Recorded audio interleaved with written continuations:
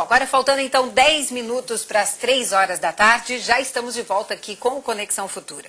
E mais de 500 municípios nordestinos estão em estado de emergência por causa da seca. Falamos aqui a semana passada sobre a grande enchente em Manaus, né, uma das maiores já dos últimos 40 anos. Então, desta vez, vamos falar sobre a Bahia, o Piauí, a Paraíba, que são os estados mais afetados por essa seca. O governo federal, inclusive, liberou mais de 2,5 bilhões de reais para ampliar aí o fornecimento de água, né, e também dar apoio aos agricultores. A seca é um fenômeno natural, portanto ela ocorre praticamente todos os anos, né? E medidas de emergência até ajudam, mas não resolvem o problema.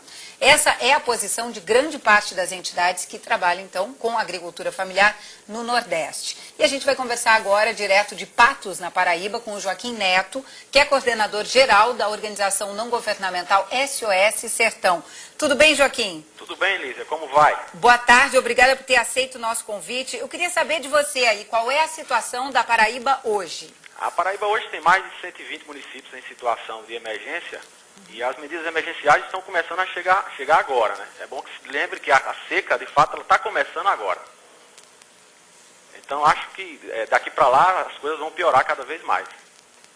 Que tipo de ajuda está chegando agora? Ou o que é as isso? Medidas... São recursos ou são cestas básicas? Como é que vem essa As medidas ajuda? emergenciais do governo são sempre através de fornecimento de água, através de carros-pipas, de recursos financeiros para a alimentação dos animais e alguns outros tipos de recursos que são as partes de perfuração de poços e tudo mais. É bom que a gente divida o problema em duas partes, tanto a parte rural, que é um problema à parte, e a outra parte urbana, que também tem o desabastecimento de água. Isso eu queria saber de você, em relação aos pecuaristas, também aos agricultores, né? Estou me enrolando com essa palavra hoje. Como é que é a situação da maioria deles? Parte tem perdido o gado, tem perdido a colheita, como está? O gado perde o seu poder aquisitivo hoje em torno de 70% a 80%. Os animais que valem R$1.000 passam a valer apenas R$200, 200, 250 em média, porque eles perdem o peso e não tem também muita água para eles sobreviverem. Então, não tem ninguém também que compre esses animais. Então, o problema ocorre não só aqui na Paraíba, mas em todos os estados do Nordeste em relação a esse fenômeno da seca, que, como você mesmo disse, é um fenômeno natural, que talvez seja o primeiro fenômeno da seca depois da constatação do aquecimento global em todo o nosso planeta. A gente tem até algumas imagens que vocês mandaram para a gente, né? E é importante que a gente mostre, até para que as pessoas tenham a dimensão dessa tragédia, né? Quer dizer, como é que está hoje, com que cara o sertão está hoje, né? E aí, eu lembro que o SOS Sertão tem uma visão bastante crítica em relação a essas medidas emergenciais, né? Que são tomadas toda vez que tem uma seca. Eu queria que você desse essa sua opinião, Joaquim.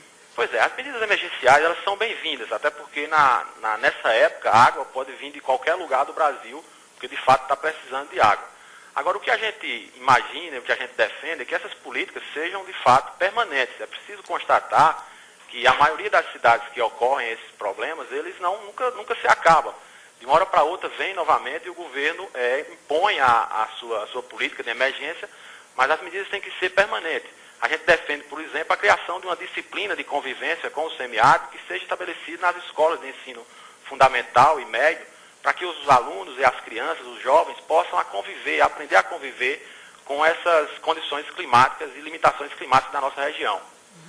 Isso significaria o quê? Preparar esse agricultor, esse pecuarista para conviver com esse fenômeno? Da mesma forma que existe a matemática, o português na sala de aula, é preciso que haja também uma consciência das pessoas com os problemas que tem na região em relação às limitações climáticas.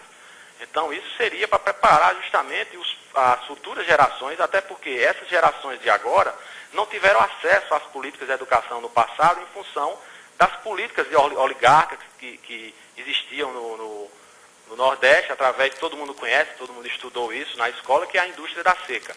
Então, a partir do momento que o pessoal tiver consciência crítica de que a região, os projetos são produtivos sim, mas infelizmente hoje eles não são sustentáveis porque a maioria da população não entendeu ainda as limitações climáticas da região semiárida, que, diga-se passagem, a região semiárida mais povoada do planeta.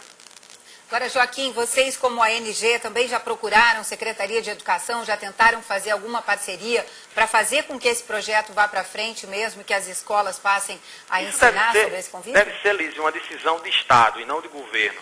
A gente tem procurado a criticar e pedir soluções ao próprio governo, mas é muito difícil porque as pessoas não entendem que é preciso mudar todo o sistema de ensino da região. É preciso que as escolas sejam melhores estruturadas na zona rural. A nossa educação rural está praticamente falida, essa é a realidade. Não existem escolas com tanta infraestrutura, nem também os professores são bem remunerados ou bem preparados para exercer tal tipo de atividade. A luta continua, lógico, com todos os debates, a gente tem tentado modificar bastante isso. O Brasil tem evoluído bastante nos últimos anos em relação às políticas públicas, mas é preciso que a gente entenda que já vai muito tempo, a gente já perdeu muito tempo com isso.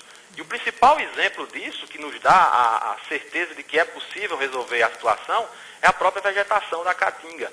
A vegetação que hoje, infelizmente, ninguém se dá, ninguém se tem, ninguém vê ela como uma floresta. A Caatinga, de fato, é uma floresta que se recompõe a cada tempo, a cada ano. Como um bioma mesmo, né? Bom, eu queria saber também de você, porque a gente sabe que como consequência direta dessa seca, né, há o aumento no preço dos produtos, uma vez que o produto produzido lá pelo agricultor não está chegando até a mesa, ou então tem que chegar de outros estados, né? O que você tem percebido em relação a isso? Já há um aumento? Já é sentido? Um aumento. O feijão, por exemplo, já está em torno de R$ 9, R$ 8 o quilo, que é um preço bastante elevado, chega a R$ 1, menos de R$ 1 na época de produção. A produção agrícola praticamente não existe nessa época e a população, tanto na parte urbana, que é onde vai sofrer o desabastecimento e vai desaquecer o comércio, como os agricultores que não vão ter a produção para a subsistência e para o consumo local, o consumo diário. Bom, eu queria deixar o site de vocês aqui também para quem quiser acompanhar não só o trabalho de vocês, mas também uma cobertura, né, sobre o que tem sido feito na região, inclusive com esses recursos chegando aí agora, né, que é o sossertão.org.br. Acho que a gente até tem como mostrar o site aqui na tela, né, Pierre Bayot?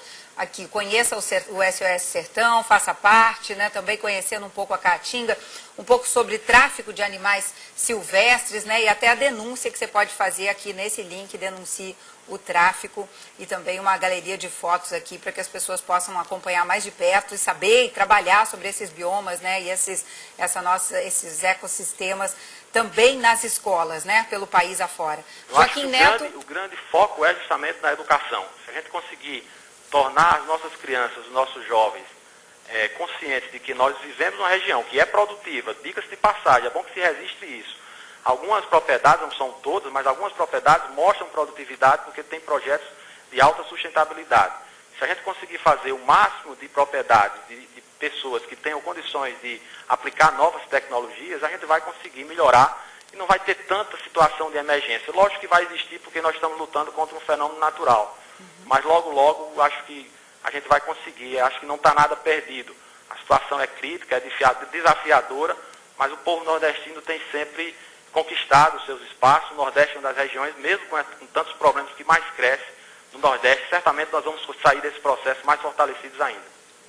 Perfeito. E com novas lições, né, para quando eventualmente tiver que enfrentar novamente esse fenômeno. Que a gente defende também, Lízia, é a implantação do manejo florestal. O manejo florestal é uma ferramenta hoje muito importante, uma vez que agora, nesse período, as pessoas veem como o recurso florestal, por conta justamente de não haver produção agrícola, as pessoas verem no recurso florestal uma atividade a mais. Então, a degradação e o desmatamento na Caatinga, é bom que se resiste também isso, aumenta nessa fase. Porque a maioria das pessoas tiram a madeira para vender, porque 45% da matriz energética que é do Nordeste vem dos recursos florestais da Caatinga. E o manejo florestal ele é sustentável, ele é retirado apenas uma parte da vegetação, que outra parte fica após um ano e, consequentemente, subsequente até 15 anos. Perfeito, é um assunto que a gente também vem falando aqui, eventualmente com produtores, né, com engenheiros ambientais, que a gente sabe a importância que tem essa técnica e o domínio, principalmente, né, por parte dos trabalhadores. Obrigada mais uma vez, Joaquim Neto. Infelizmente, nosso tempo acabou e você aí de casa, aguarde que daqui a pouquinho a gente vai falar sobre os novos velhos ou os velhos novos. Até já.